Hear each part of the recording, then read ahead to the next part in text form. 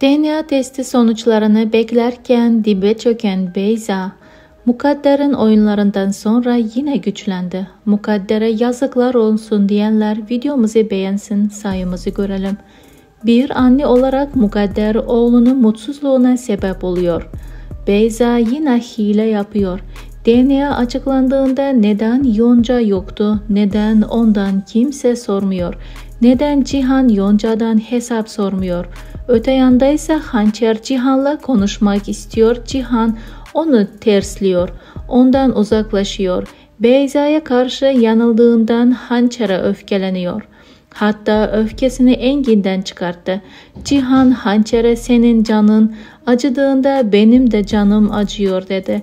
Cihan'ın bu sözleri Hançer'i ne kadar sevdiğinin kanıtıdır. Cihan ve Hançer'in aşkı için yorumlar kısmına bolca mavi boncuk ve kırmızı kalp göndermeyi de unutmayın. Bu sayede Cihan ve Hançer'e saygılarımızı bildirmiş oluruz. Beyza Cihan'ı yine oyuna getirdi. Bebeği göstermeyeceğim diyerek Yonca'nın yanına yerleşti. Bu daha başlanışı. Cihan gözlerini açmazsa daha da fena oyunlar yapacak Beyza şeytanı. Ne olur Sıla çabuk hareket etsin. Engin de pes etmesin.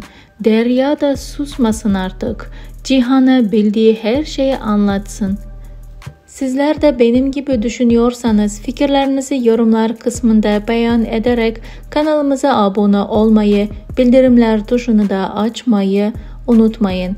Gelin dizi analizim şimdilik bu kadardı. Yeni analizler en kısa sürede sizlere gelmeye devam edecek. Şimdilik hoşça kalın. Allah'a emanet olun.